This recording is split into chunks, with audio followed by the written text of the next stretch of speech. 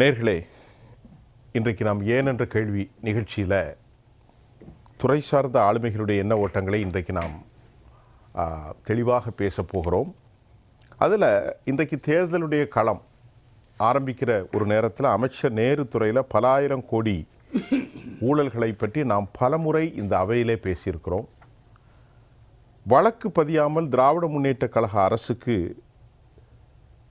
உயர்நீதிமன்றம் ஏன் இதுவரை வழக்கு பதியாத திமுக அரசுக்கு உயர்நீதிமன்றம் கேள்வி என்ற விவகாரத்தில் நாம் இப்பொழுது பேசுவதற்கு கதைப்பதற்காக அமர்ந்திருக்கிறோம். உதவி இளநிலை பொறியாளர் பதவி நியமனத்தில் அந்த நியமனத்தில் பல ஆயிரம் கோடி ரூபாய், பல்லாயிரம் கோடி ரூபாய் லஞ்சம்.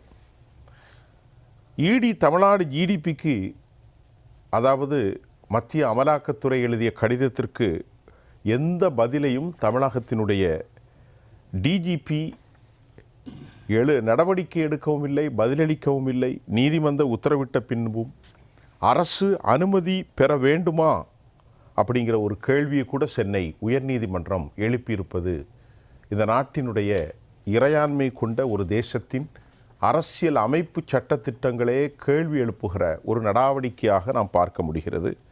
திமுக அரசு தன் அமைச்சரை காப்பாற்றுவதற்கு திட்டமிட்டு வருகிற நேரத்தில் இப்பொழுது தேர்தல் நடவடிக்கைகளில் இது மக்கள் இதையெல்லாம் கேட்பார்களா அல்லது செவி மூடப்பட்ட நிலையில் அவர்கள் வாக்களிப்பார்களா? நிறைய விஷயம் நம்ம பேச போகிறோம். நம்மோடு ஐஜேகேயுடைய ஊடகச் செயலாளர் மரியாதைக்குரிய ஐயா நித்யானந்தம் ஐயா வாங்க. அரசியல் விமர்சகர், பொருளாதார நிபுணர் திரு ரவிசங்கர், அரசியல் விமர்சகராக திரு ராமன் அவர்கள். ரவிசங்கர் சார், இப்போ இந்த அமலாக்கத்துறை நடத்தப்பட்ட விவகாரத்தில் எஃப்ஐஆர் கூட பதிவு செய்யப்படவில்லைங்கிறது தான் ரொம்ப முக்கியமான விவகாரம். இப்போ தமிழ்நாட்டுடைய அரசுக்கு உட்பட்ட போலீஸ் துறை எஃப்ஐஆர் பதிவு செய்யாமல் இடி உள்ள என்று ஆக முடியாது. இப்போ தேர்தல் களமும் வந்துடுச்சு, எப்படி பார்க்குறீங்க? ஸோ இந்த case related to minister K.N. Nehru. சரி, அவருடைய இதில் அந்த மெட்ரோ ஒர்க்ஸ் அண்ட் மற்ற இந்த பப்ளிக் இது வெல்ஃபேர் டிபார்ட்மெண்ட் அதில் ஒவ்வொரு அப்பார்ட்மெண்ட்டுக்கும் பணம் வாங்கியிருக்கிறார்கள் அப்படிங்கிறது கேஸ். ஃபுல் டீட்டெயிலையும் என்ஃபோர்ஸ்மெண்ட் டைரக்டரேட் அக்டோபர் 2025 ஃபுல் டீட்டெயிலும் கொடுத்து Tamil Nadu DGP director general of police அவருக்கு அனுப்பிச்சு எஃப்ஐஆர் ஃபைல் பண்ணுங்க அப்படிங்கிற அக்டோபர் 2025 அனுப்பிச்சது. இன்னைக்கு மார்ச் 6 மாதம் ஆகிவிட்டது. இன்னி வரைக்கும் இவங்க எஃப்ஐஆர் ஃபைல் பண்ணவில்லை. அக்டோபர் முடிஞ்சது, இந்த வருஷம் முடிஞ்சது, அடுத்த வருஷம் புறப்பட்டுச்சு. அடுத்த வருஷம் 3 மாதம் ஆயிடுத்து, 6 மாதம் ஆயிடுத்து. இன்னி வரைக்கும் ஃபைல் பண்ணவில்லை, எஃப்ஐஆர் ஃபைல் பண்ணவில்லை. கவர்மெண்ட் என்ன சொல்கிறாங்க, இல்லை நாங்கள் இதுக்கு அப்பீலுக்கு வேறு போகிறோம், முன்னாடியே கொடுத்துருக்கோம், இந்த அப்பீல் லிஸ்டிங் ஆகலை, நாங்கள் முன்னாடியே கொடுத்துருக்கோம், லிஸ்டிங் ஆனதுக்கப்புறம் பண்ணுவோம் நாங்கள். ஆனால் இதில் ஒரு இம்பார்ட்டண்ட்டாக நான் ஒன்று சொல்ல வரேன். என்ன சொல்ல வரேன், எஃப்ஐஆர் கோர்ட்டு சொல்லியாச்சு, நீங்கள் ஃபைல் பண்ணணும் அப்படின்னு சொல்லியாச்சு. அப்போ நீங்கள் ஃபைல் பண்ணணுமா இல்லை எஸ்கியூஸ் கொடுக்கலாமா அப்படிங்கிறத இந்த எஃப்ஐஆர் என்ன சொல்கிறாங்க, section 154 of criminal PC, section 154 of criminal PC. இப்போ இந்த கிரிமினல் பிசிங்கிறது பிஎன்எஸ் பாரதிய நியாய அந்த மாதிரி ஆயிடுச்சு. ஓகே, இதில் என்ன சொல்கிறாங்க, என்ன டிஃபென்ஸ், என்ன இவங்க கிரைம் கமிட் பண்ணிருக்காங்க அதை சொல்லணும். அதையும் தாண்டி இன்ஃபர்மேஷன் என்ன இவங்க பண்ணாங்க டீட்டெயில்டாக அதை ரைட்டிங்கில் கொடுக்கணும். யார், அந்த போலீஸ் ஸ்டேஷனில் அதை ரைட்டிங்கில் கொடுக்கணும். இவங்க கொடுக்காம தள்ளி போடலாமா எஃப்ஐஆரை? அதுக்கு சுப்ரீம் கோர்ட் வேறு ஜட்ஜ்மெண்ட் கொடுத்துருக்காங்க. அந்த ஜட்ஜ்மெண்ட்லாம் பார்த்தீங்கன்னு வச்சுங்க, லலிதா குமாரி வர்சஸ் கவர்மெண்ட் ஆஃப் உத்தரப்பிரதேஷ் 2014 அதில் SCC1 என்ன பிரின்சிபல்னா, கம்பல்சரியாக எஃப்ஐஆர் ரிஜிஸ்டர் பண்ணி ஆக வேண்டும். It is mandatory that FIR should be registered. கண்டிப்பாக என்ன சொல்கிறாங்க அப்படின்னா, செக்ஷன் 154 கிரிமினல் பிசி கீழே ரிஜிஸ்ட்ரேஷன் ஆஃப் எஃப்ஐஆருங்கிறது கம்பல்சரியாக பண்ணி ஆகணும், தட்டி கழிக்க முடியாது. இது டிலே அந்த மாதிரி டிலே ஆகிடுத்தினால் எஃப்ஐஆர் நீங்கள் ஃபைல் பண்ணாமல் விட்டீங்கன்னால் அந்த செக்ஷன் 154 கிரிமினல் பிசி என்ன சொல்கிறாங்க, எக்ஸ்பிளனேஷன் கொடுக்கணும் எதனால் தள்ளி போயிடுது. ஸோ மொத்தமாக இவங்க என்ன சொல்கிறாங்க, போலீஸ் நீங்கள் எஃப்ஐஆர் ஃபைல் பண்ண மாட்டேன் அப்படின்னு எந்த வித எக்ஸ்கியூஸையும் கொடுக்க முடியாது, கண்டிப்பாக ரிஜிஸ்ட்ரேஷன் பண்ணி ஆகணும் அப்படின்னு சொல்கிறாங்க. ஸோ இதுதான் அந்த லலிதா குமாரி வாசா கவர்மெண்ட் ஆஃப் உத்தரப்பிரதேஷ் கேஸ். இதையும் தாண்டி வேரியஸ் கேசஸ் இருக்குது. அந்த கேஸ் டீட்டெயிலில் உள்ளே போக விரும்பல. State of Haryana versus Bhajanlal 1992 case இருக்குது. அதில் இவங்க என்ன சொல்கிறாங்க, எஃப்ஐஆர் ஒரு அஃபென்ஸ் நடந்திருக்கு, அந்த அஃபென்ஸ் டீட்டெயில் உங்கள்கிட்ட இருக்குன்னா எஃப்ஐஆர் இமிடியட்டாக ஃபைல் பண்ணி ஆக வேண்டும், எந்த விதத்திலையும் நீங்கள் டிலே பண்ணக்கூடாது அப்படின்னு சொல்கிறாங்க. அந்த மாதிரி 2001 TT Antony versus state of Kerala, 2008 Sakiri Vasu versus state of Uttar Pradesh, இந்த மாதிரி so many cases Supreme Court cases கொடுத்துருக்காங்க. இங்கே என்ன சொல்கிறாங்க, தமிழ்நாடு ஹைகோர்ட், சென்னை ஹைகோர்ட், இன்பதுரை அப்படின்னு ஏடிஎம்கே இவர் ஒருத்தர், அவர் தான் ஃபைல் பண்ணிருக்க பெட்டிஷன். இந்த மாதிரி டிவிஎஸ்சிட்ட சொல்லி எஃப்ஐஆர் ஃபைல் பண்ண சொல்லுங்கள். இடி வந்து கேஎன் நெஹ்ரு அவங்க மேலே டீட்டெயில்டாக இவ்வளவு கிரிமினல் அஃபென்ஸ், அதாவது இந்த இது லஞ்சம் பெற்று டீட்டெயில் கொடுத்துருக்காங்க. ஏன் இவங்க இதுவரைக்கும் 6 மாதம் ஆக போகிறது எஃப்ஐஆர் ஃபைல் பண்ணலை அப்படின்ட்டு ஹைகோர்ட் என்ன சொல்லியிருக்காங்க, இமிடியேட்டாக நீங்கள் எஃப்ஐஆர் ஃபைல் பண்ணணும், ஏன் ஃபைல் பண்ண மாட்டேங்கிறீங்க அப்படின்னு சொல்கிறாங்க. இவங்க அதுக்கு வேரியஸ் ரீசன், இல்லை எங்களுக்கு இது பிரகாரம் லா பிரகாரம் 180 days எங்களுக்கு டைம் இருக்குது, 180 நாள். அந்த 180 நாளுக்குள்ளே இன்வெஸ்டிகேஷன் பண்ணி முடித்து விட்டு நாங்கள் எஃப்ஐஆர் ஃபைல் பண்ணலாம், முன்னாடியே ஃபைல் பண்ண வேண்டிய அவசியம் இல்லை அப்படின்னு டிவிஎஸ்சி. டிவிஎஸ்சிங்கிறது வந்து என்ன, directorate of vigilance and anti corruption, அது கவர்மெண்ட். இது என்னன்னா நேற்று வரைக்கும் ஒரு கட்சி இருந்தால் அவங்களுக்கு ஏற்ற மாதிரி இவங்க செயல்படணும். அதுக்கப்புறம் வேறு கட்சி ஆட்சிக்கு வந்தால் இப்போ 2026 அப்புறம் அவங்களுக்கு ஏற்ற மாதிரி செயல்படணும். இதுதான் கவர்மெண்ட் டிபார்ட்மெண்ட் சார். எந்த ஒரு கவர்மெண்ட் டிபார்ட்மெண்ட்டும் அன்னைக்கு யார் ஆட்சியில் இருக்காங்களோ அவங்கள தாண்டி பண்ண முடியாது. அதனால இப்போ காலத்தை கடைத்து தேர்தல் இவங்க சொல்றாங்க 180 நாள் டைம் இருக்குன்னு. ஆனால் இவங்க என்ன சொல்லிட்டாங்க, இந்த அட்வொகேட் ஜெனரல் அவர் என்ன சொல்றார், இல்லைங்க இதெல்லாம் ஏற்றுக்க முடியாது. அதாவது இடி ஃபுல் டீட்டெயிலும் கொடுத்துருக்காங்க. டிவிஎஸ்சியை பொறுத்த வரைக்கும் கவர்மெண்ட்டுக்கிட்ட நீங்கள் சேங்ஷன் வாங்கணுங்கிற அவசியம் கிடையாது, கவர்மெண்ட் சாங்ஷன் கொடுக்கணுங்கிற அவசியம். இது வந்து அனட்டானமி, அதாவது ஒரு அட்டானமி. ஆமாம், அதாவது பப்ளிக் சர்வெண்ட்டுக்கு அகேன்ஸ்டா, மினிஸ்டருக்கு அகேன்ஸ்டா நான் எப்படி எஃப்ஐஆர் ஃபைல் பண்ணுறது, கவர்மெண்ட்டுக்கிட்ட பர்மிஷன் வாங்கணுமே அப்படிங்கிறாங்க. அதுக்கு தான் இவங்க சொல்லிட்டாங்க, இல்லை நீங்கள் பர்மிஷன் வாங்கணுங்கிற அவசியம் இல்லை, இமிடியட்டாக நீங்கள் எஃப்ஐஆர் ஃபைல் பண்ணணும், ஃபர்தராக நீங்கள் டிலே பண்ணக்கூடாதுன்னு சொல்லிட்டு இந்த கேஸை ஏப்ரல் 20க்கு தள்ளி வச்சுருக்காங்க. சரி, இப்போ நீங்கள் முதல்ல டீட்டெயிலாக சொல்லிட்டீங்க, கேஸ் என்ன, அதனுடைய நாம்ஸ் என்ன, ஏன் வந்து டிவிஎஸ்சி இதுக்கு வந்து இந்த இது செய்யலை, அந்த சுப்ரீம் கோர்ட் ஜட்ஜ்மெண்ட்டு ஒரு 3-4-5 சொல்லியிருந்தீங்க. டீட்டெயில் இல்லாட்டாலும் பஜனால் கேஸ்லாம் சொல்லிட்டீங்க, 1992 மற்றெல்லாம் சொல்லியிருக்கீங்க. நம்ம ரெண்டாவது பேசுவோம். வணக்கம் திரு சுப்பிரமணியன்.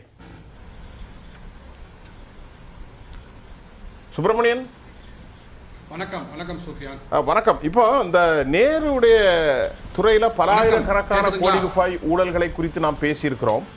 இன்றைக்கு வழக்கு பதியாத நிலையில் திராவிட முன்னேற்ற கழக அரசுக்கு உயர்நீதிமன்றம் கேள்வி எழுப்பியிருக்கு. பல கேஸில் மாடல் இருந்தும் வேண்டுமென்றே அவங்க வந்து தாமதப்படுத்துவதின் பின்னணி உள்நோக்கம் எல்லாருக்கும் தெரிந்தது இருந்தாலும் இந்த தேர்தல் காலங்களில் இது எந்த மாதிரி நடவடிக்கை, இது எதை எப்படி செல்ல போகிறது திரு சுப்பிரமணியன், உங்களின் பார்வை?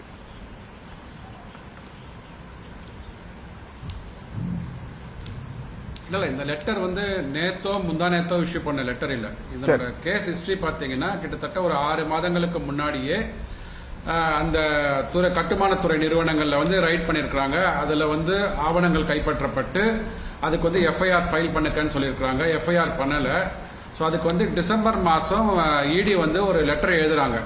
யாருக்கெல்லாம் பார்த்தீங்கன்னா டிஜிபி ஆஃப் சென்னைக்கு எழுதுறாங்க, அப்புறம் டிவிஎஸ்சி தமிழ்நாடுக்கு எழுதுறாங்க, சீஃப் செக்ரட்டரி 3 அதிகாரிகளுக்கு, உயர் அதிகாரிகளுக்கு எழுதுறாங்க. அதாவது எவ்வளவு பெரிய ஒரு பொறுப்பு வாய்ந்த துறையில இருக்கிறவங்களுக்கு எழுதுறாங்க. அவங்க என்ன இன்னைக்கு வந்து கோர்ட்ல என்ன ஆர்கியூ பண்றாங்க அப்படின்னு பாத்தீங்கன்னா, இந்த வழக்கை வந்து போட்டவர் வந்து ஒரு எதிர்க்கட்சி எம்பி, அவருக்கு வந்து உள்நோக்கம் இருக்கும் அப்படின்றாங்க. சரியா? எதிர்க்கட்சி எம்பிக்கள் போடுகின்ற வழக்குகளுக்கெல்லாம் உள்நோக்கம் இருக்குன்னு சொல்றீங்க. ஒரு சாதாரண குடிமகன் பேசினா என்ன பண்றீங்க? ஒரு யூடியூபர் பேசினா உடனே அவனுக்கு வந்து சம்மனை போட்டு ஒரு போலீஸ் ஸ்டேஷன்ல வர வச்சு அவங்களோட உரிமையை வந்து பறிக்கிறீங்க இல்லையா? அதாவது அவங்களுக்கு வந்து என்ன நாட்டில் நடக்குது அப்படின்றத வந்து எடுத்து சொல்வதற்கான உரிமை, பேச்சுரிமை இருக்கு இல்லையா? அந்த பேச்சுரிமை பறிக்கப்படுகிறது. 80 வயசு கிழவனார கூட நீங்க வந்து காலங்காத்தால 4 மணிக்கு 5 மணிக்கெல்லாம் கைது செய்து கொண்டு போன விவகாரம்லாம் நமக்கு தெரியும். சரி, இன்னைக்கு பாத்தீங்கன்னா திமுக அரசாங்கம் என்ன சொல்றாங்க கோர்ட்ல அப்படின்னு பாத்தீங்கன்னா, உச்சநீதிமன்ற டைரக்ஷன்ஸ் இருக்குங்க. அதாவது அரசு அனுமதி பெற்றுதான் வந்து எந்த அரசு துறை அதிகாரிகள் மேலேயோ இல்ல அரசு துறை மீதோ வந்து கேஸ் ஃபைல் பண்ணணும். அதுக்கு வந்து உச்சநீதிமன்ற டைரக்ஷன் இருக்கு. ஸோ நாங்க கோர்ட்டு படி தான் நடப்போம் அப்படின்னு சொல்றாங்க இல்லைங்களா? ஒரே ஒரு கேள்வி, ஒரு 2 மாதங்களுக்கு முன்னாடி திருப்பரங்குன்றம்ல கோர்ட் என்ன டைரக்ஷன் கொடுத்தாங்க உங்களுக்கு? நீங்க எல்லாத்துக்குமே வந்து கோர்ட்டு படி நாங்க நடப்போம் அப்படின்னா, உயர் நீதிமன்றமா இருக்கட்டும் உச்ச நீதிமன்றமா இருக்கட்டும் வந்து கோர்ட் என்ன டைரக்ஷன் கொடுத்தாங்க? அங்க திருப்பரங்குன்றம் தீபத்தூண்ல தீபம் ஏற்ற வேணும்னு சொன்னாங்க இல்லையா? இன்னைக்கு ஏற்றிருக்கோமா நம்ம? அங்க கலெக்டர் வந்து contempt of court order issue பண்ணப்பட்டு பகிரங்க மன்னிப்பு கேட்டிருக்கிறாரு. ஸோ நமக்கு வந்து அதாவது நமக்கு வந்தா மட்டும் ரத்தம் மக்களுக்கு வந்தா மக்கள் வந்தா இது தக்காளி சட்னின்ற மாதிரி பாக்குறதா இது? ஸோ இந்த அரசாங்கம் பார்த்தீங்கன்னா கிட்டத்தட்ட இந்த வழக்கு போயிட்டு இருக்கு இல்லைங்களா, டிவிஎஸ்சி கேஸை கொடுக்கணும் அப்படின்றதுல 1933 காலியிடங்களுக்கான ஒரு ஆர்டர் இஷ்யூ பண்ணியிருக்கிறாங்க. கிட்டத்தட்ட 1020 கோடி ரூபாய்கள் வந்து கமிஷனாக பெறப்பட்டிருக்கிறது அப்படின்னு சொல்லிட்டு எவிடன்ஸ் கொடுத்திருக்கிறாங்க. அந்த 258 பக்கம் எவிடன்ஸ்ல என்ன பண்றாங்கன்னா, அந்த நபர், குற்றம் சாட்டப்பட்ட நபர், அந்த எஃப்ஐஆர்ல இன்க்ளூட் பண்ண போகின்ற நபர் எல்லாம் பாத்தீங்கன்னா முதலமைச்சரோட இருந்திருக்கிறாங்க, கே.ஏ. நேரு ஐயாவோட இருந்திருக்கிறாங்க. அந்த போட்டோ எவிடன்ஸ் எல்லாம் வச்சிருக்காங்க. இதுதான் இடி கேக்குறாங்க. இவ்வளவு எவிடன்ஸ் இருக்கே உங்களுக்கு, இது போராதா? ஒரு அரசு துறை மீதோ இல்ல அரசாங்க அதிகாரிகள் மேலோ, சார் அரசாங்க அதிகாரிகள் மேல ஒரு கேஸ போடுறதுக்கு அரசாங்கத்துல வந்து பர்மிஷன் கேட்டீங்க அப்படின்னா எப்படி சார் கொடுப்பாங்க? அதாவது என் மேல கேஸ் போடணும்னு சொல்லிட்டு எங்க அப்பாட்ட பர்மிஷன் கேட்டீங்கன்னா எங்க அப்பா கொடுப்பாருங்களா? இல்ல என் பையன் மேல கேஸ் போடணும்னு சொல்லிட்டு என்கிட்ட கேட்டீங்கன்னா நான் கொடுப்போமா? ஸோ கான்ஃபிளிக்ட் ஆஃப் இன்ட்ரெஸ்ட் வராதா? இது ஒரு தனி மனிதனுக்கு தெரியல. ஸோ சட்டம் படித்தவர்கள் வந்து அவங்க ரிலேட்டிவ்ஸா இருக்கட்டும் இல்ல அவர்கள் துறை சார்ந்த இதுல பாத்தீங்கன்னா அப்ரூவல் கேட்டீங்கன்னா கொடுக்க மாட்டாங்க. அதற்கு தானே உயர் நீதிமன்றம் இருக்கு, உச்ச நீதிமன்றம் இருக்கு. நீங்க என்ன சொன்னீங்க? ஆட்சிக்கு வரும்போது முன்னாடி உள்ள ஆட்சியில் நடந்த ஊழல்கள் எல்லாம் விசாரித்து விட்டு அந்த ஊழல்கள் பணத்தை மீட்டெடுத்து நாங்க வந்து அனைத்து வாக்குறுதிகளையும் நிறைவேற்றோம்னு சொன்னீங்க இல்லையா? ஸோ இப்போ நீங்க எல்லா வாக்குறுதி நிறைவேற்றிட்டேன்னு சொல்லிட்டு தான் மக்கள்கிட்ட போய் சொல்லிட்டு இருக்கிறீங்க. அது மக்கள் வந்து அனைத்தும் பொய்ன்னு சொல்லிட்டு புறக்கணிக்கிறாங்க. அது வேற விஷயம்.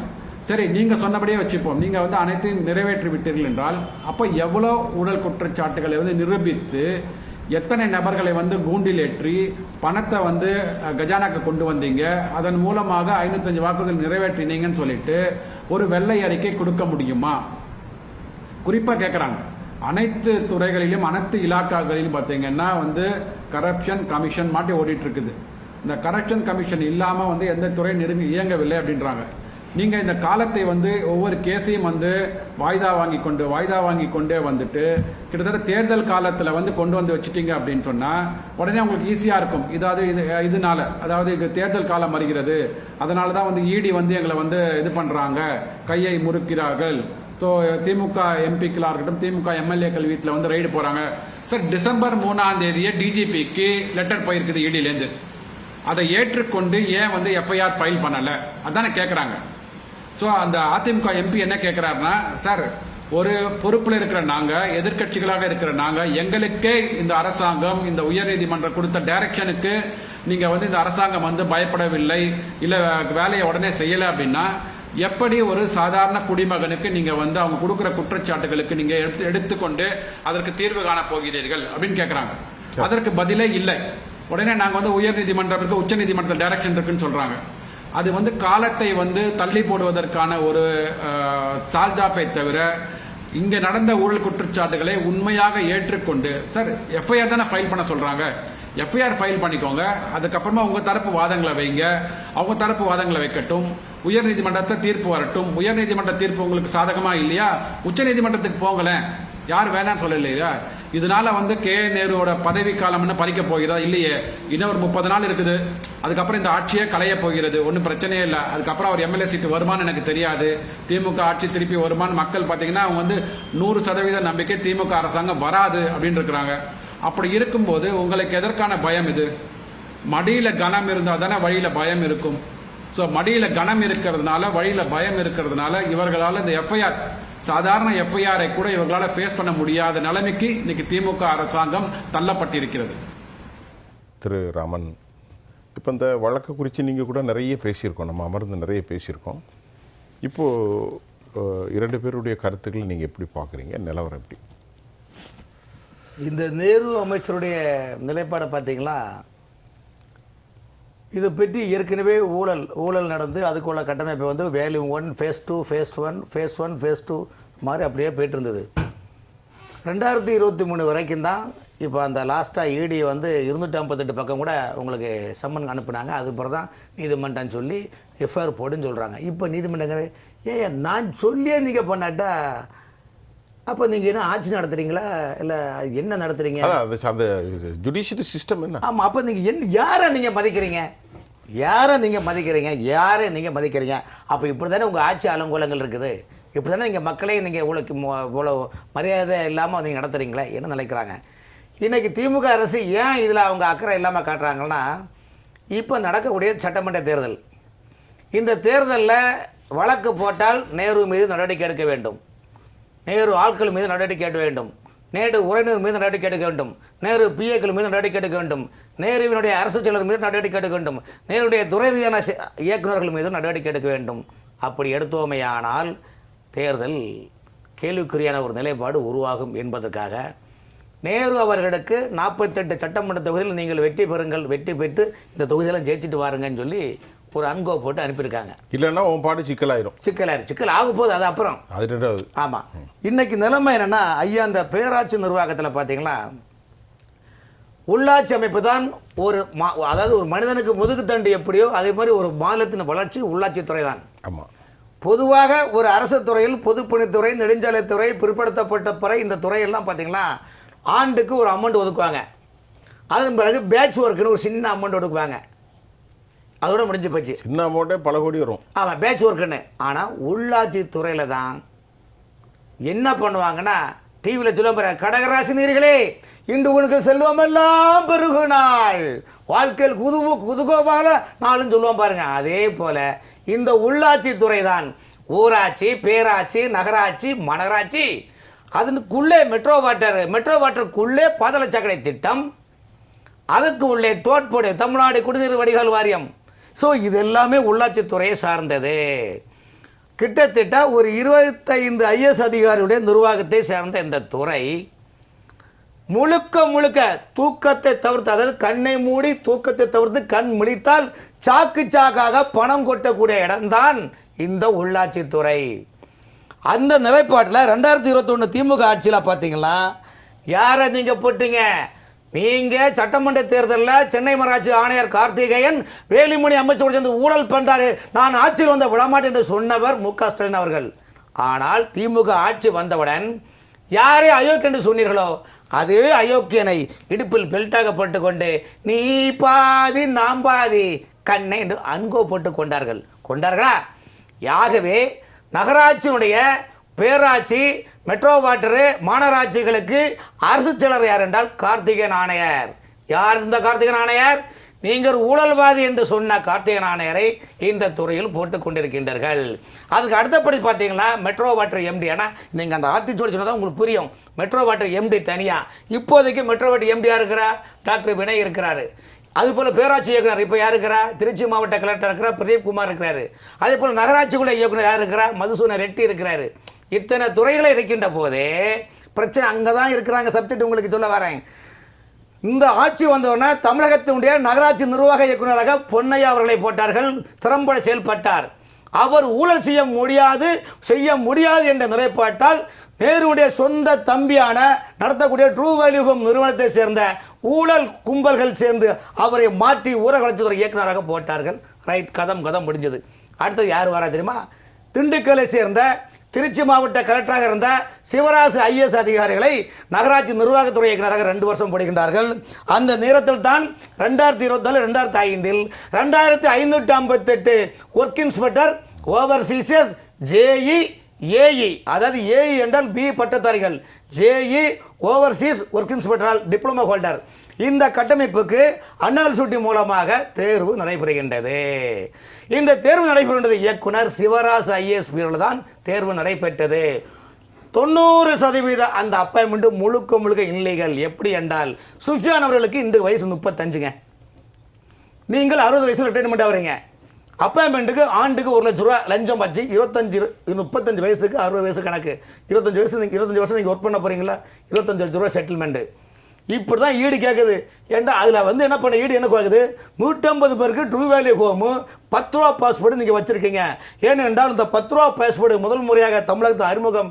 இந்தியாவிலே ஊழலுக்கு 10 ரூபா பாஸ்போர்ட் எப்படி வந்தது என்றால், தமிழ்நாட்டில் பேராட்சி இயக்குனர் அலுவலகத்தில் பணியாற்றக்கூடிய தமிழகத்தில் 38 மாவட்டங்களில் 17 ஏடிக்கள், 31 உதவி சேர்ப்பினர்கள், 6 சேர்ப்பினர்கள் சேர்ந்து கூட்டுக்கூர்பணி அடிக்கிறதுக்கான் இன்ஜினியர்களுக்கு தேங்காய் என்ற பாஸ்வேர்டும் உதவி இயக்குநர்களுக்கு 10 ரூபாய் என்ற பாஸ்வேர்டும் அப்போது தான் அறிமுகமாகின்றது. இதெல்லாம் ஒரு கணக்கில் இருக்கட்டும். இதே மாதிரி தான் ஈடு என்ன பண்ணுது, 10 ரூபாய் என்ற பாஸ்வேர்டு ஆயிடுது 150 பேருக்கு நீங்கள் பண்ணியிருக்கீங்க என்ன ஆதாரத்தை கொண்டு காட்டுகின்றது. இப்போ நீ வழக்கு போடு என்று எவிடன்ஸை காட்டுகின்றது. ஆனால் ஏன் வழக்கு தொடரவில்லை என்றால், இவர்களுக்கு இப்போது ஏதாவது தொட்டால் பிரச்சனை வரும். இரண்டாவது, நேரு அவருடைய குடும்பத்தினால் அந்த ஆட்சியினால் தமிழ்நாடு முழுவதும் அவங்க வச்சிருக்க நிறுவனத்தை பாருங்கள், டொமஸ்டிக் இன்டர்நேஷனல், அதாவது பன்னாட்டு விமான நிலையம், உள்நாட்டு விமான நிலையம் வச்சு விடுங்களேன். இதுக்கு டெர்மினல்னு சொல்லுவாங்க. என்னென்னா டெர்மினல்னு சொல்லுவாங்க, முனையம். ஆமாம், முனையம், பன்னாட்டு முனையம் சொல்லுவாங்க. இந்த டெர்மினல் உள்ளாட்சித்துறையில் எப்படி நடந்ததுன்னா, டெர்மினல் 1 நேருடைய வீடு, டெர்மினல் 2 நேருடைய சொந்த தம்பி, ஓல்டு நம்பர் 16, புது நம்பர் 17, 3வது குறுக்குத்தூர், ராஜா அண்ணாமலைபுரம், சென்னை. முடிஞ்சுதா? டெர்மினல் 2. டெர்மினல் 3 பெரம்பலூர் ஒரு ஆஃபீஸ் எங்குச்சு. டெர்மினல் 4 திருச்சியில் ஒரு ஆஃபீஸ் எங்குது. டெர்மினல் 5 நேருடைய பெரியப்பன் மகனான ஒருவர் ஒரு என்டர்பிரைசஸ் மூலமாக சால்டோஸ் மேனேஜ்மெண்ட் நிறுவனத்தை நடத்தி சேலம் மையம் கொண்டு ஒரு அலுவலகம் இயங்குகின்றது. டெர்மினல் 6 நேருடைய இன்னொரு தம்பியான ஒருவர் அவினாசியை தலைமையகம் கொண்டு ஈரோடு மாவட்டம், திருப்பூர் மாவட்டம், கோயம்புத்தூர் மாவட்டம் 3 மாவட்டத்தில் அங்கு ஒரு ஆஃபீஸு. டெர்மினல் 7 கன்னியாகுமரி, தென்காசி, திருநெல்வேலி, தூத்துக்குடி 4 மாவட்டத்தை ஒருங்கிணைந்து நெல்லை மாநகராட்சியில் ஒரு ஆஃபீஸ் போடுறாங்க. ஐயா, இது முதலமைச்சர் தெரியாதுங்க. உண்மையிலே இந்த இது முதலமைச்சர் அப்படி என்றால், ஒரு அரசு துறையை, ஒரு உள்ளாட்சி துறையை பந்திப்பை போல கூறு போட்டு கீரை பத்து மணி கெட்டு ஒரு அரசாங்க முதலமைச்சருக்கே தெரியாமல் 7 இடத்தில் நீங்கள் நிர்வாகம் பண்ணினால் இது ஆட்சியா, ஜனநாயக ஆட்சியா அல்லது சோமாலியா நாடா என்று யோசிக்க முடியுமா? இதெல்லாம் சொல்ல முடியாது சார். காரணம் என்றால், இந்த உள்ளாட்சித்துறை மத்திய அரசு நிதிகள், மாநில அரசு நிதிகள் அத்தனையும் காசு சார், காசு சார். காசுனா சார், ஒரு ஸ்பெஷல் கடை டவுன் பஞ்சாயத்து ஈஓ டிரான்ஸ்ஃபர் 25 லட்சம் ரூபா, ஒரு மாவட்ட பேராட்சி உதவி செயல்பட டிரான்ஸ்ஃபர் 1 கோடி ரூபா, ஒரு மாவட்ட பேராட்சி உதவி இயக்குநருக்கு 2 கோடி ரூபா, ஒரு ஜாயிண்ட் டைரக்டர் கேட்டர் உள்ள கமிஷனருக்கு 3 கோடி ரூபா, ஒரு ஐஎஸ் கேட்டர் உள்ள கார்பரேஷன் கமிஷனருக்கு 5 கோடி ரூபா, ஒரு ஸ்பெஷல் கடை முனிசிபாலிட்டிக்கு 1 கோடி ரூபா சார் டிரான்ஸ்ஃபருக்கு. ஐயா, டிரான்ஸ்ஃபருக்கு சார், இதெல்லாம் நெஞ்சு பதறதா?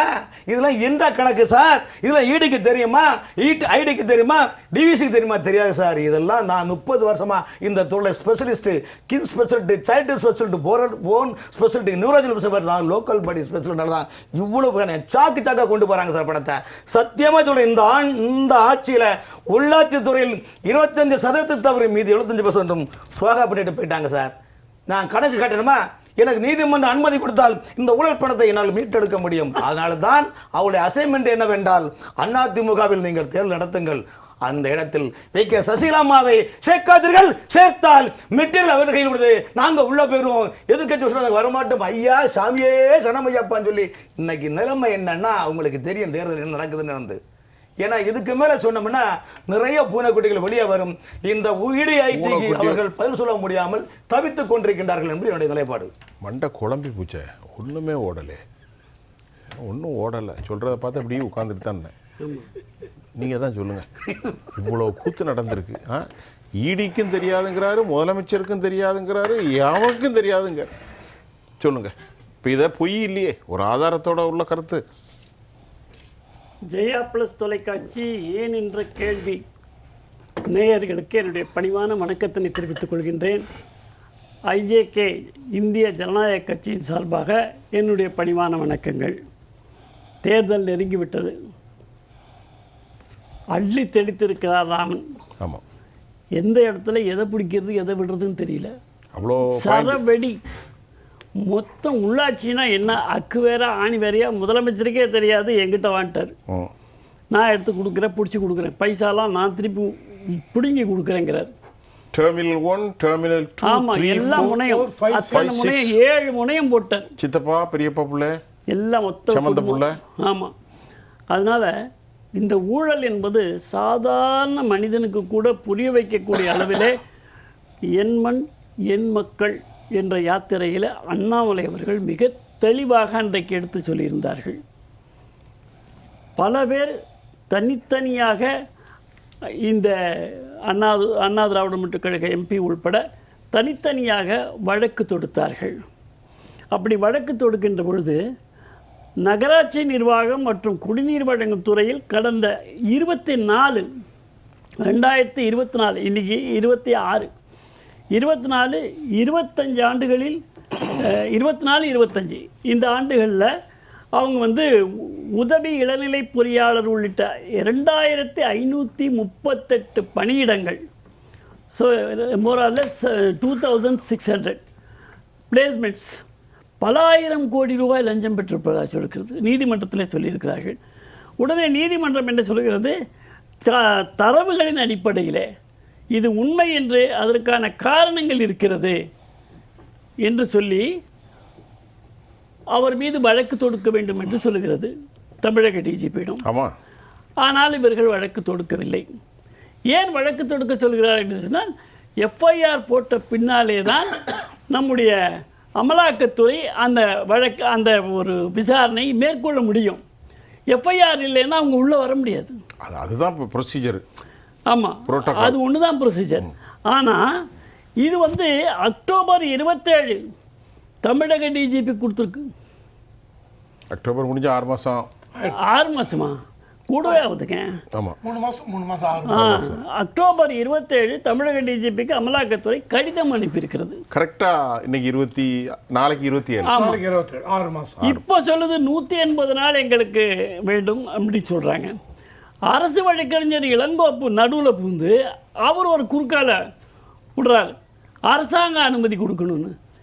எனக்கு கீழே நான் ஏஜெண்ட்டாக திருடுறதுக்கு ஆளை வச்சா அவன் திருடுனான்னு நான் சொல்வேனா? இந்த அரசாங்கத்தின் மீது தானே அந்த லஞ்ச ஊழல் புகாது. நேருன்னா தனிப்பட்ட நேருவா?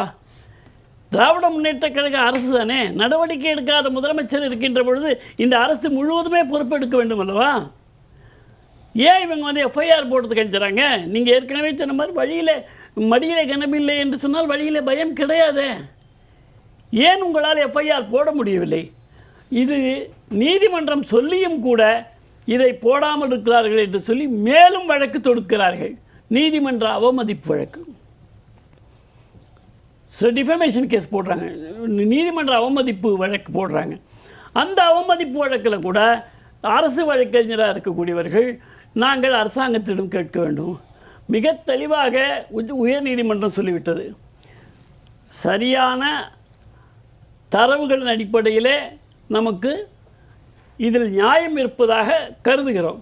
எனவே தான் எஃப்ஐஆர் போட சொல்கிறோம். விசாரணை செய்யட்டும், பிறகு உண்மை என்ன என்று தெரிய வரும். அதை நீங்கள் செய்யுங்கள், செய்யாமல் ஏன் வைத்திருக்கிறீர்கள் என்று நீதிமன்றம் கேட்கிறது. எந்த காலத்திலும் திராவிட முன்னேற்ற கழகத்தில் நீதிமன்றத்தை மதித்தது கிடையாது. திருப்பரங்குன்றம் மட்டும் இல்லை, திருப்பரங்குன்றத்தில் எத்தனை தீர்ப்பு சமீபத்தில் இருக்கிறதுனால ஞாபகப்படுத்துறதுக்கு சொல்கிறேன். எந்த தீர்ப்பையும் திராவிட முன்னேற்ற கழகம் மதித்தது கிடையாது. நம்முடைய திராவிட முன்னேற்ற கழகம் அரசியலமைப்பு சட்டத்தை கூட மதித்தது கிடையாது. வெறும் காகிதத்தை எரித்தேன் என்று அரசியலமைப்பு சட்டத்தை எரித்துவிட்டு அதனுடைய நகலை எரித்தோம், வெறும் காகிதம்தான் எரித்தோம் என்று வாய்தா வாங்குபவர்கள் திராவிட முன்னேற்ற கழகங்கள். அந்த அளவிற்கு ஒரு பேடித்தனமான ஒரு அறிக்கைகளை கொடுக்கக்கூடியவர்கள் இந்த போராட்டத்தை மக்களை மயக்குவதற்காக, மக்களிடம் காட்டுவதற்காக விளம்பர அரசாக செயல்பட்டு கொண்டிருக்கிறது. தொடக்கம் முதலே அப்படித்தான் செயல்பட்டிருக்கிறது. எனவே நான் என்ன கேட்குறேன், இப்போ வரிசையாக சொன்னார் ராமன், இவர் மாட்டுவார், அவர் மாட்டுவார், இவர் மாட்டுவார், அவர் மாட்டுவார், எல்லாம் மாட்டுவாங்க. நீங்கள் பணம் வாங்கி நியமனம் பண்ணியிருக்கீங்க இல்லையா? அது தவறான நியமனம் தானே. ஒரு கேண்டிடேட்டுக்கு 35 லட்சம் வரைக்கும் வாங்கிக்கலாம். அது கொடுத்தவன் லஞ்சம் கொடுப்பதும் தவறுதான். ஆனால் மற்றவர்களுடைய இடத்தை நீ பிடித்திருக்கிறாய், ஆமாம், உன்னுடைய வேலை நிராகரிக்கப்பட வேண்டும், உன்னை வீட்டுக்கு அனுப்ப வேண்டும் என்று கோர்ட்டு கூட சொல்லல. தவறான வழியிலே அந்த நாற்காலிலே உட்கார்ந்திருக்கிறீர்களே, நீங்கள் வீட்டுக்கு செல்லுங்கள் என்று அரசு சொல்ல வேண்டும் என்று நீதிமன்றம் சொல்ல வேண்டும். நீங்க என்ன கேட்க, நீதிமன்றமே ஏன் கண்டிக்கலன்னு கேட்டீங்க. ஆமா, கண்டிக்கல மட்டும் இல்ல, ஏன் சொல்லல, இவர்களை எல்லாம் வீட்டிற்கு அனுப்ப வேண்டும் என்று ஏன் அவர்களுக்கு வலியுறுத்தவில்லை? அதைத்தான் நான் கேட்கிறேன். ஏன்னா தவறான வழியிலே வந்தவர்கள். பணம் லஞ்சம் கொடுப்பதும் தவறு, வாங்குவதும் தவறு. சரி, ஏதோ வேலைக்காக லஞ்சம் கொடுத்து விட்டார்கள் என்று மனிதாபிமான அடிப்படையில் நீங்கள் சென்றாலும் கூட கொடுத்தது தவறு செய்து விட்டீர்கள், இனி நீங்கள் வீட்டுக்கு செல்லுங்கள் என்று சொல்ல வேண்டுமா வேண்டாமா? இல்லை, செந்தில் பாலாஜி கேஸ்ல நாங்கள் அதைத்தான் இப்போ சொல்ல வரேன். செந்தில் பாலாஜி வழக்கிலும் செந்தில் பாலாஜி குற்றவாளி என்று தகுந்த ஆதாரங்கள் இருக்கின்ற காரணத்தினால அவரை சிறையில் வைத்தார்கள். அவர் மீது எஃப்ஐஆர் போட்டு சிறையில் வைத்தாங்க. ஒரு சிறையில் இருந்து கொண்டு எந்த துறைக்கும் அமைச்சராக இல்லாமல் அமைச்சராக இருந்திருக்கிறார். சிறையிலே அவருக்கு அமைச்சருக்கான அத்தனை வசதிகள், காவல் எல்லாமே இருக்கிறது. நம்முடைய வரிப்பணத்திலே ஒரு திருட்டு கேஸில் மாட்டியிருக்கக்கூடியவருக்கு ஒரு பாதுகாப்பு, ஒரு உள்ள பாதுகாப்பு, போலீஸு ப்ரொடெக்ஷனு, ஃபுட்டு எல்லாமே, ஒரு ஏசி எல்லாம் போட்டு கொடுத்த மாதிரி போட்டிருக்கோம். சம்பளம் அது மட்டும் இல்லை, அங்கே இருக்கிறது கூட அவரால் முடியாமல் திடீர்னு நெஞ்சு வலிக்கும். உடனே அவரை கொண்டு போய் குளிர்சாதன பெற்று இருக்கக்கூடிய ஒரு ஏசி இருக்கக்கூடிய ஒரு மருத்துவமனையில் அவரை சேர்த்துருவாங்க. அப்படி தான் நடந்திருக்கு. இப்படி தான் தொடர்ந்து நடக்குது. அங்கே ஒரு டீலிங் நடக்கும். அது ஒரு டீலிங் தான். ஆமாம். அதனால செந்தில் பாலாஜி அவர்கள் வழக்கிலே பைசா வாங்கினாரா இல்லையான்னு கேட்கும்போது வெட்கம் கெட்ட அரசாங்கம். அவர் வாங்கவில்லை, அவருடைய உதவியாளர் தான் வாங்கினார். அவர் திருப்பி கொடுத்து விட்டார். அதான் எவ்வளோ பைத்தியக்காரத்தனம் பாருங்க. எவ்வளவு மக்களை முட்டாளராக்குகிறார். அவர்கள் பைத்தியக்காரர், மக்களை பைத்தியமாக்குகிறார்கள். அதாவது உதவியாளர் வாங்கினார், திருப்பி கொடுத்து விட்டார். வழக்கு வந்த பிறகு திருப்பி கொடுத்து விட்டார். சரி, அந்த உதவியாளர் மீது என்ன நடவடிக்கை எடுத்தீர்கள்? அந்த உதவியாளர் யாருடைய பின்னணியிலே வாங்கினார்? மந்திரியினுடைய பின்னணியில் தானே. பங்கு யாருக்கு சென்றிருக்கும்? உதவியாளருக்கா? மந்திரி பார்த்துக்கிட்டு இருப்பாரா? முதலமைச்சர் பார்த்துக்கிட்டு இருப்பாரா? அவர் பங்கு அவருக்கு வேண்டாமா? கோபாலபுரத்துக்கு கப்பம் கட்ட வேண்டாமா? ஒரு சாதாரண கல்லுக்கு சாராயம் குடிக்கிற பாட்டிலே 10 ரூபா குவாட்டருக்கு வாங்குற போது இதை விட்டுடுவாங்களா? அந்த அளவில் ஊழல், லஞ்சம் என்பது நாட்டில் சட்டம் ஒழுங்கு இல்லை, பெண்களுக்கு பாதுகாப்பு இல்லை, எல்லாம் போய் கொடுத்த வாக்குறுதி நிறைவேற்றவில்லை. கேஸுக்கு 100 ரூபா கொடுக்கல, மின்சார கட்டணம் உயராதுன்னு சொன்னாங்க, மாதம் ஒரு தடவை எடுக்கிறேன்னு சொன்னாங்க, 3 மடங்கு உயர்ந்து விட்டது. வீட்டு வரி உயர்ந்து விட்டது, தண்ணீருக்கும் கழிவு நீருக்குமான வரி உயர்ந்து விட்டது, பால் விலை உயர்ந்து விட்டது. இப்படி மொத்தமும் கொடுத்த வாக்குறுதிக்கு எதிராகவே 5 ஆண்டுகள் நடத்தி கொண்டு இப்பொழுது கோடைக்காக தர்பூசணி சாப்பிடுங்கள், நீங்கள் நுங்கை சாப்பிடுங்கள் என்று சொல்லி மக்களை நுங்கு சாப்பிட வைக்கிறாங்க. கோடை அதுக்காக பணம். இது வருஷம்தான் தமிழ்நாட்டில் கோடையே வந்திருக்கு. எப்படி இதெல்லாம் ஒரு விளம்பர சர்க்கார், மக்களை ஏமாற்றும் சர்க்கார், சபலான விளம்பரங்களால் ஏமாற்றுவது. சரி, இது இவ்வளோ நேரம் பேசிட்டு இருந்தோம். ஆமாம், ஹைகோர்ட் சொல்லிட்டாங்க எஃப்ஐஆர் ஃபைல் பண்ணுங்க அப்படின்னு. இப்போ டிவிஎஸ்சி ஆகட்டும், அவங்கள சேர்ந்த என்ஆர் இளங்கோ, அட்வொகேட், இவங்க எல்லாமே என்ன சொல்கிறாங்க, வேரியஸ் ரீசன் சாக்கு போக்கு கொடுக்குறாங்க. எதனால நாங்கள் எஃப்ஐஆர் ஃபைல் பண்ணவில்லை, எங்களுக்கு 180 நாள் டைம் இருக்குது அப்படி இப்படின்னு. ஒரு குடிமகன், சாதாரண குடிமகன் இருந்தால் எஃப்ஐஆர் கூட போடுறீங்களோ இல்லையோ, இழுத்துட்டு போகிறீங்க, எந்த ஜெயிலில் வைக்கிறீங்க தெரியாது, மாற்றி மாற்றி மாற்றி மாற்றி அவங்க சுற்றுறாங்க. அவங்க சொந்தக்காரங்க, அவங்க மனைவி, இவங்க ஏபிஎஸ் பெட்டிஷன், கார்பரேட் பெட்டிஷன் அவங்க ஃபைல் பண்ண வேண்டியிருக்கு. இதையும் கோர்ட்டாகட்டும் யாரும் ஒன்றும் சொல்ல முடியவில்லை. கோர்ட்டால் சார், கோர்ட்டு இவங்க மேலே ஆக்ஷன் எடுங்க சொல்கிறாங்க. யார் ஆக்ஷன் எடுக்கணும்? இந்த செந்தில் பாலாஜி தம்பி எங்கே போனாருங்க? நான் முடிச்சாரு. கோர்ட்டு ஆக்ஷன் எடுங்க சொல்கிறோம். யார் ஆக்ஷன் எடுப்பாங்க? தி புலிஸ் அவங்க ஆக்ஷன் எடுக்கணும். புலிஸ் யாருடைய கண்ட்ரோலில்? State government control. சார் இவங்க சொல்லிட்டாங்க, கோர்ட்டு என்ன பண்ணட்டும், நீ பேசாமல் இரு, ஓகே, ஆக்ஷன் எடுக்க முடியாது. ஸோ இது தமிழ்நாட்டுக்கு புதியதல்ல. இப்போ நீங்கள் பார்த்தீங்கன்னு வச்சுங்க, இந்த கேஸ்லேயே கம்பேஷனட் கிரவுண்ட், கவர்மெண்ட்டில் வந்து ஒர்க் பண்ணுறோம். ஒர்க் பண்ணும்பொழுது அவர் இறந்து விட்டார் அப்படின்னால் கம்பென்சேஷன் கிரவுண்ட் அவருக்கு கீழே அது கீழே யாருக்காவது அவரை சார்ந்த மகன் மகள் இவங்களுக்கு வேலை கொடுப்பாங்க. இந்த மாதிரி கம்பென்சேஷன் கிரவுண்ட் அப்பாயின்மெண்ட் அதில் பார்த்தீங்கன்னு வச்சுங்க டிலே இருக்குது, இனார்டினேட் டிலே, தேவையில்லாத தாமதம், பெண்டிங் லிஸ்ட் அப்படியே இருக்குது, அப்பாயின்மெண்ட் கொடுக்காம இருக்காங்க. அந்த டிலே இருக்கிறதுனால ஹைகோர்ட்டே மெட்ராஸ் ஹைகோர்ட்டே என்ன பண்ணிருக்காங்க 2025 வருஷம் ஜூன் 2020 சுவாமோட்டோ அதை அவங்களே ஆக்ஷன் எடுத்து என்ன பண்ணிருக்காங்க, இப்போ இருக்கிற செக்ரட்டரி அது மாதிரி பழைய செக்ரட்டரி சீஃப் செக்ரட்டரி இவங்களுக்கு கன்விக்ஷன் கொடுத்துருக்காங்க. அதாவது ஏன் இந்த மாதிரி ஆக்ஷன் எடுக்கவில்லை அப்படின்னு 2023 இந்த ஆர்டர் வந்து டிலே, அதுலேருந்து கம்பேஷன் ஆர்டர் டிலேவாக இருக்குது, அவங்க மேலே கேட்டிருக்காங்க. இதையும் தாண்டி எல்லாருக்கும் தெரிந்த திருப்பரங்குன்றம் கேஸ், இந்த திருப்பரங்குன்றம் கேஸில் ஜட்ஜு சொல்லியாச்சு. ஜட்ஜு சொன்னதுக்கப்புறம் இதையும் தாண்டி இவங்க என்ன பண்ணுறாங்க, அப்பீலுக்கு எப்போ அப்பீலுக்கு போகலாம் சார், ஜட்ஜு சொல்லிட்டார் நீங்கள் அப்பீலுக்கு போகிறீங்க, அவங்க சொல்லிட்டாங்கன்னா நீங்கள் கேட்கணுமா வேண்டாமா. இதை தாண்டி 2 ஜட்ஜுக்கு போனோம், அவங்களும் இல்லை ஏற்ற அனுமதிக்கவில்லை. உடனே ஜட்ஜு சொல்கிறார் இன்றைக்கி சாயங்காலம் 5 மணிக்குள்ள அங்கே ஏற்றணுங்கிறாங்க, அலோவ் பண்ணலை. செக்ஷன் 144 போடுறாங்க, கலெக்டர் ஆகட்டும் போலீஸ் ஆகட்டும் 144 போடுறாங்க. அவங்கள தடுத்து நிறுத்தியாச்சு. இவங்களுடைய இந்துக்கள் மெயினாக என்ன, கார்த்திகை மாதத்தில் தீபம் ஏற்ற வேண்டும், கார்த்திகை மாதம் பூரா தீபம் ஏற்ற முடியவில்லை. இதையும் தாண்டி சுப்ரீம் கோர்ட்டுக்கு போகிறாங்க. சுப்ரீம் கோர்ட் February 2026 என்ன சொல்கிறான், இவங்க கொடுத்த இதை வந்து எஸ் இட் இஸ் ஓகே அப்படிங்க. ஃபுல் டீட்டெயில் நாங்கள் உள்ளே போல, இருந்தாலும் நீங்கள் இதை மதிக்கணுங்கிறோம், மதிக்கவில்லை, அந்த ஆர்டரை இது பண்ணவில்லை. இதையும் தாண்டி இப்போ என்ன சொல்கிறாங்க, நாங்கள் வேணுமென்ட்டு பண்ணவில்லைன்னு சொல்லிட்டு மன்னிப்பு கேட்குறாங்க. மன்னிப்பு கேட்டு எடுக்க முடியுமா சார், இது என்ன இதுவாக இருக்குது. அதாவது உங்களுக்கு தெரியும் ஒரு ஆர்டர் கொடுத்தாச்சுன்னா ஆர்டரை இம்ப்ளிமெண்ட் பண்ணுங்கள், பண்ணதுக்கப்புறம் நீங்கள் சொல்லுங்கள் இல்லை லா அண்ட் ஆர்டர் ப்ராப்ளம், இது கோர்ட்டுக்கு தெரியாதா லா அண்ட் ஆர்டர் ப்ராப்ளம் வரும்னு.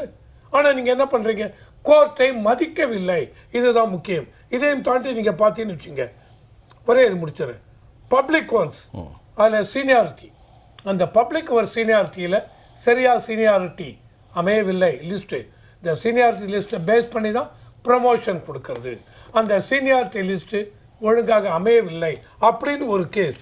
இந்த கேஸில் சுப்ரீம் கோர்ட் 2021 வருஷம் 9 government officers they are guilty அப்படின்னு தீர்ப்பு வழங்கியிருக்காங்க 2021. இதை வந்து ஸோ இதுக்கும் ஒரு ஆக்ஷனும் இல்லை.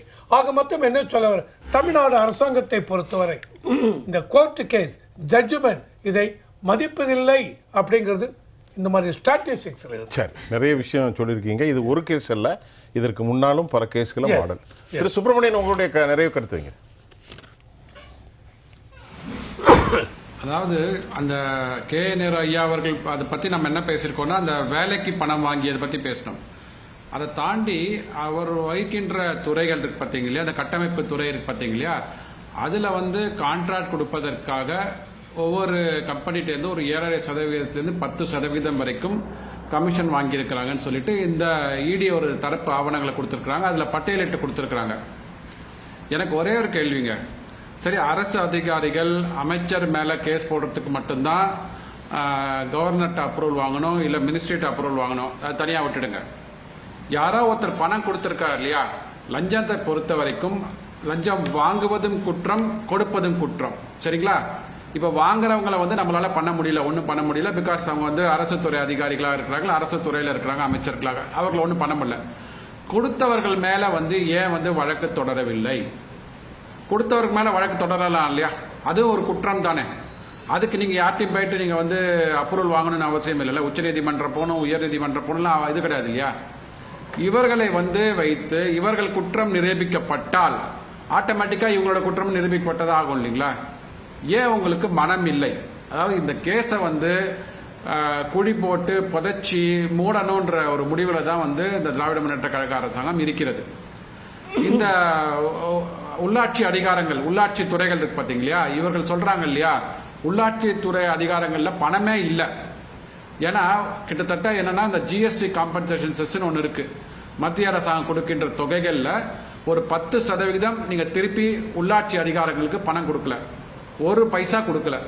அந்த பணம்லாம் எங்கே போச்சுன்னா தெரியல. 50,500 கோடி ரூபாய் ஜிஎஸ்டி காம்பன்சேஷன் செஸ்ஸாக கடந்த 5 வருடங்கள், அதாவது ஜூலை 2017 ஜூன் 2022 வரைக்கும் 50,500 கோடி ரூபாய் காம்பன்சேஷன் செஸ்ஸாக தமிழகத்திற்கு கொடுக்கப்பட்டிருக்கிறது. அதில் ஸ்டேட் ஃபைனான்ஸ் கமிஷனோட ரெக்கமெண்டேஷன் படி 5,050 கோடி ரூபாய் இந்த உள்ளாட்சி அதிகாரங்களுக்கு பணம் கொடுக்கப்பட வேண்டும். பேரூராட்சியாக இருக்கட்டும், சீரூராட்சியாக இருக்கட்டும், நகராட்சியாக இருக்கட்டும், அவர்களுக்கு கொடுக்கப்பட வேண்டும். ஒரு பைசா கொடுக்கல. 5,050 கோடி ரூபாய் கொடுக்கல. இது சிஏஜி ரிப்போர்ட்ல கொடுத்துருக்காங்க. இந்த 5,050 கோடி ரூபாய் எங்க போயிருக்கு இன்னைக்கு? அவங்களுக்கு கொடுக்க வேண்டிய பணம் அவங்களுக்கு போகல அப்படின்னா அந்த பணம் மடைமாற்றம் செய்யப்பட்டிருக்கிறது. அதுவும் ஒரு ஊழலுக்கு வித்திட்டான பணமாக தானே இருக்கும். ஸ்டாம் வாட்டர் டிரைனேஜில் ஊழல்.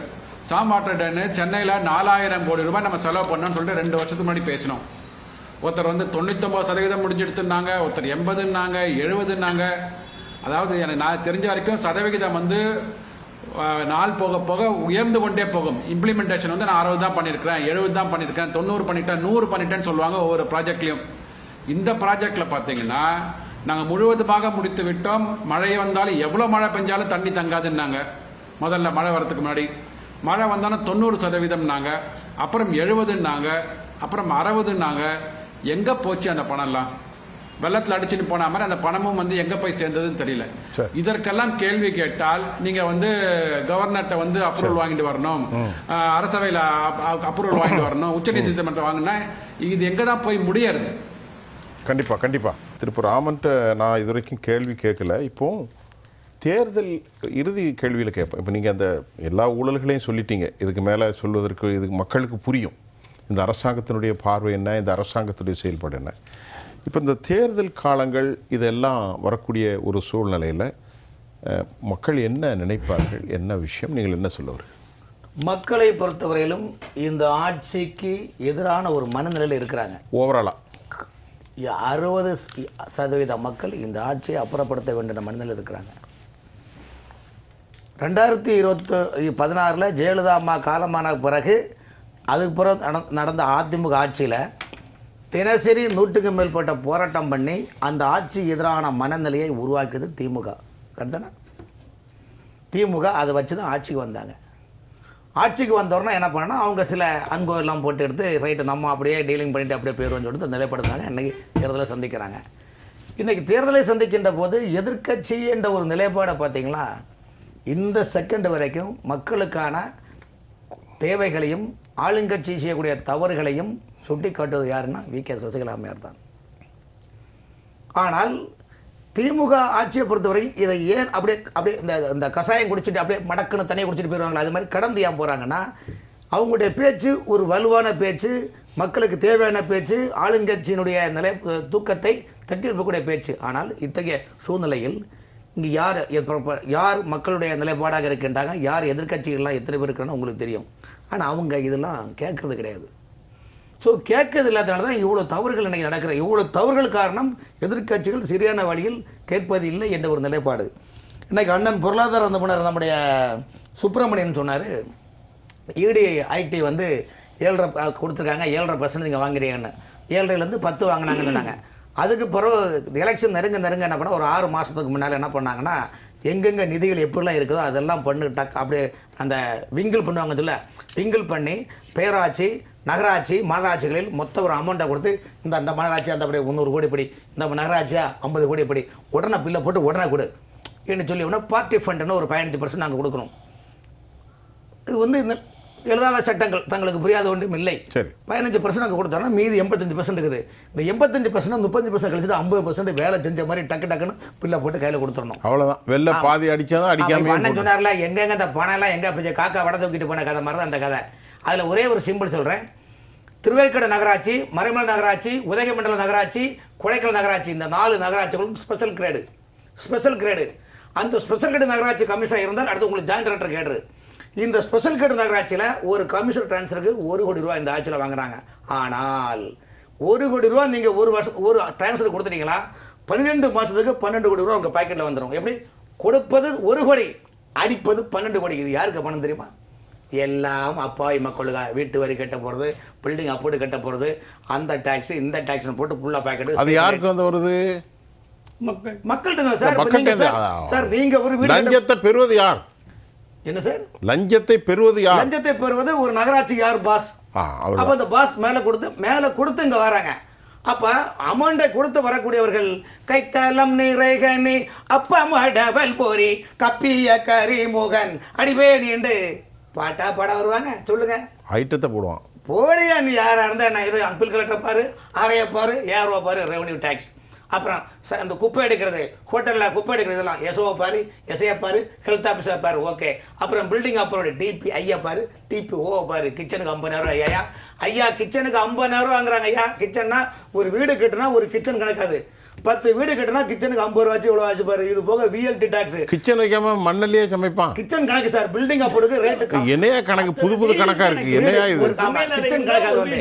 அதே போல விஎல்டி டாக்ஸ் 2022ஆம் ஆண்டில் என்ன பண்றாங்கன்னா, விஎல்டி வேக்கேஷன் டாக்ஸ் வரி வசூல் பண்ணி தான் நீங்க அப்ரூவ் கொடுக்கணும்னு சொன்னாங்க. ஆனா பல நகராட்சிகளில் விஎல்டிஐ பாக்கெட்ல தூக்கி போட்டு அப்படியே காசு வாங்கிட்டு போயிருது.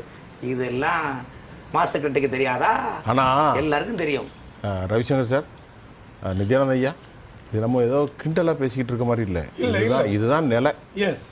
இன்னைக்கு ஒரு சாமானியவன் கடனை உடனே வாங்கி வீடு கட்டுறான், கிச்சனுக்கு 50,000. சார் ஒரு சின்னதான் சார், கடந்த 2 ஆண்டுகள் 5 ஆண்டுகள் இந்த ஆட்சியெல்லாம் கடந்த 2 ஆண்டு காலமாக உள்ளாட்சி பிரதிநிதிகள் யாரும் மக்களுக்கு சர்வீஸுக்கான ஏன் போகலன்னா, அங்கே போனால் ஓட்டு கிடைக்காது சார். அவ்வளோ மக்கள் கொதிச்சு போயிருக்கிறாங்க சார். சார் எதெடுத்தாலும் நீங்கள் வீடு கட்டி நீங்கள் முடிக்கிறது வரைக்கும் உங்கள் செலவினத்தில் ஒரு பங்கு கிஃப்டாக சரக்கு கட்டிங் கொடுத்துட வேண்டியதான். அதனால தான் அதிகாரிகளை வச்சு தேர்தல் பிரச்சாரம் பண்ணுறாங்க. உங்கள் தொகுதியில் முதல்வன் என்ன வேண்டும் கேளுங்க, உங்கள் கவலை என்கிட்ட சொல்லுங்க ஐயா. எந்த சினிமா தேட்டரில் ஃபர்ஸ்ட் கிளாஸ் டிக்கெட் வேணும், பிளாக் வேணுமா, வித் வேணுமா, வித் வேணுமா, நான் இருக்கிறேன், கவலைப்படாதீங்க. சில ஒரு தனியார் கண்மணி ஒருத்தர் இந்த கையை அப்படி கையை வச்சு, ஐயோ கையை வைக்காதீங்க, நாங்கள் இருக்கிறோம், கவலைப்படாதீங்க. இந்த மாதிரி இதை மாதிரி உள்ள நிலைப்பாடு சார். இன்னைக்கு உள்ள இன்னைக்கு தமிழ்நாட்டில் வந்து முன்னணி அண்ணன் கையில் வச்சிருக்க அந்த முன்னணி பத்திரிகையினுடைய தனியார் நடத்தக்கூடிய தொலைக்காட்சியில் தமிழ்நாட்டில் ஒவ்வொரு அமைச்சர்களும் இன்னைக்கு இருக்கிற சில எதிர்கட்சி வேட்பாளர்களும் எவ்வளோ அன்பை போட்டுக்கான வெட்ட வெளிச்சம் போட்டு காட்டியிருக்காங்க ஐயா. இதை விட என்ன கேவலம் சொல்லுங்க. ஆகவே தமிழ்நாட்டு மக்களை ஆண்டவனாலும் காப்பாற்ற முடியாது ஒரு சொன்ன மாதிரி உள்ள மனநிலை இருக்கின்றது. சூழ்நிலை இதுதான். ஆண்டவனாலும் காப்பாற்ற முடியாதுன்னு சொன்னார். சரி, இப்போ அவங்களும் பெரிய அளவில் படங்களாக 500-600 கோடிக்கு எடுக்கிறாங்க. சரி, பேசுவோம். உள்ளாட்சி என்பது ஒரு வேரை போல. அந்த வேரை செல்லரித்து போய்விட்டால் பொருளாதாரம் என்ன ஆகும், மக்களுடைய நிலை என்ன ஆகும்? ஏன்னா அடிப்படையில் அதிகாரமே அங்கிருந்து தானே வருது. ஆமாம், அதே நீங்கள் சொன்ன மாதிரி வெண்ணி ஊற்றிட்டா. ஆமாம், அதான் அந்த வேலையைத்தான் வளராது. அதைத்தான் திராவிட முன்னேற்ற கழகம் செய்து கொண்டிருக்கிறது. இன்னொரு விஷயம் என்ன பார்த்தீங்கன்னா, இந்த லஞ்சம் ஊழல் எல்லாத்தையும் போக இந்த நாட்டில் உள்ள அரசியல்வாதிகள் என்ன சிந்திக்கிறார்கள் என்பதே நமக்கு தெரியாமல் இருக்கு. கண்டிப்பாக நான் வந்து ஒரு ஐஜேகேயினுடைய மாநில ஊடக செயலாளராக இருந்தும் கூட என்னுடைய 40 ஆண்டுகால அரசியல் அனுபவத்தில் இன்னும் நான் படிக்க வேண்டியது நிறைய இருக்கிறது. என்னத்தை? அரசியலை. இனி எங்கேருந்து படிக்க பாருங்க. அந்த அளவுக்கு புதுசான சட்ட நடைமுறைகள் வருது. இன்றைக்கு இருக்கக்கூடிய அமைச்சர்கள் போட்டியிடுகிறார்கள். ஆமாம், அவர்கள் போட்டியிடுகின்ற அவர்களை நேர்கொள்பவர்கள் யார் என்று நீங்கள் ஒப்பிட்டு பாருங்கள். தமாக, பாஜக, ஐஜேகே, பிறகு இவைகள் தான் பாட்டாளி மக்கள் கட்சி, இவைகள் தான் அமைச்சர்களுக்கு எதிராக நிற்க வேண்டிய ஒரு கட்டாயத்தில் இருக்கிறோம். இது என்ன அரசியல்? இப்போ அது விளங்காதுங்கிறீங்களா? இப்போ என்ன கேள்வி கேட்குறீங்க? கொஞ்சம்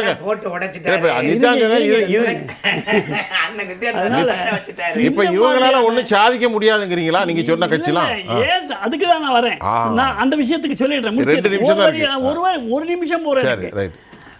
பெருந்தலைவர் காமராஜர் இருந்த காலத்தில் பக்தவத்சலம் அவருக்கு பின்னாலே முதலமைச்சராக்கினார். சரி, 12 அமைச்சர்கள், நாடு தமிழகம் முழுவதும் நிறுத்தப்பட்ட 12 அமைச்சர்கள், பெரும்பாலும் சென்னையில் 12 அமைச்சர்களும் தோற்று போனார்கள். பக்தவத்சலம் காலத்தில் 67. அப்போ அமைச்சர்கள் அசைக்க முடியாதவர்கள் அல்ல, அமைச்சர்களையும் தூக்கி எறியக்கூடிய ஆயுதம் மக்களிடத்தில் இருக்கிறது. அதை நாம் புரிய வைக்க வேண்டும். அதுதான் ஓட்டு. உத்தரப்பிரதேசத்தில் காலம் காலமாக குடும்ப தொகுதியாக இருந்த இந்திரா காந்தி அம்மையார் தொகுதியும் ராஜீவ்காந்தி தொகுதியும் அவர்கள் தோற்கடிக்கப்பட்டார்கள். மொத்தமாக வடநாட்டிலே துடைத்தெறியப்பட்டார்கள். ரேபரேலி அமைதி வடநாட்டில் இருக்கக்கூடிய அத்தனை மாநிலங்கள் துடைத்தெறியப்பட்டார்கள். இவையெல்லாம் வரலாறு, இவையெல்லாம் சான்று. இந்திய மக்கள் நிகழ்த்தி காட்டியது. ஆடாதடா ஆடாதடா மனிதா என்று பாட்டு பாடின சினிமாவில் அல்ல, திராவிட முன்னேற்ற கழகத்தை சார்ந்தவர்கள் புரிந்து கொள்ள வேண்டும். எவரெல்லாம் ஆடுகிறார்களோ அவர்களெல்லாம் இப்படித்தான் என்றைக்கும் ஒரு முகவரி இல்லாமல் தொலைந்து போவார்கள் என்பதை மனதில் நினைத்துக் கொள்ள வேண்டும். நேர்களே, நன்றி. பார்த்துருக்கீங்களா, ஒரு 55 நிமிஷம் ஆழி பேரலையிலே நான் மூழ்கி போனேன் என்று சொல்லக்கூடிய அளவிற்கு சற்று திணறித்தான் போனேன். ஆழி பேரலையில் மூழ்கி போன வங்க கடலினுடைய கரையோரம் இருந்த ஒரு ஏழை செய்தியாளனாக நான் பார்த்து கொண்டிருந்தேன். தமிழ்நாட்டில் எந்த அளவிற்கெல்லாம் முறையான ஊழல்கள் நடக்கிறது எங்களுக்கு புரியவில்லை. இந்த மாபெரும் தேசத்தின் அனைவருக்குமான வேதம் இந்தியாவின் உயர்ந்த அரசியலமைப்பு, இறையாண்மை கொண்ட இந்த தேசத்தின் ஜுடிஷியரி ப்ராசஸ் ஒரு வழிகாட்டுதலை வழங்கினால் கூட அவர்கள் இதை ஏற்றுக்கொள்ள மறுக்கிறார்கள். ஆட்சியாளர்கள், ஆட்சியில் இருப்பவர்கள் பெரும் தவறை இழைத்தாலும் அவர்கள் மீது வழக்கு போட மறுக்கிறார்கள். அதற்காக தமிழக ஆணையத்தின் கீழ் இருக்கும் ஊழல் தடுப்பு அமைப்புகளுமே மௌனித்து போய்விட்டது. இதை நாம் மக்கள் பார்வையிலே விட்டுறோம். இந்த ஆட்சி தொடர வேண்டுமா? ஜனநாயகம் உங்கள் கையில். வரக்கூடிய நாளில் நீங்கள் தான் அதை வாக்களிக்க வேண்டும். இந்த நிகழ்ச்சியில் எங்களோடு உளப்பூர்வமாக பேசிய தோழர் நித்யானந்தம் ஐயா அவர்கள், ராமன் சுப்பிரமணியன் பொருளாதார நிபுணர், இவர்களோடு நம்முடைய நண்பர் ரவிசங்கர். உங்கள் அனைவருக்கும் நன்றி. மீண்டும் மற்றொரு களத்தில் நான் உங்களை சந்திக்கின்றேன். அதுவரை உங்கள் அனைவரிடமிருந்தும் ஜெயா பிளஸ் தொலைக்காட்சிக்காக நான் உங்கள் சுஃபியான். மீண்டும் நாளை சந்திப்போம். நன்றி.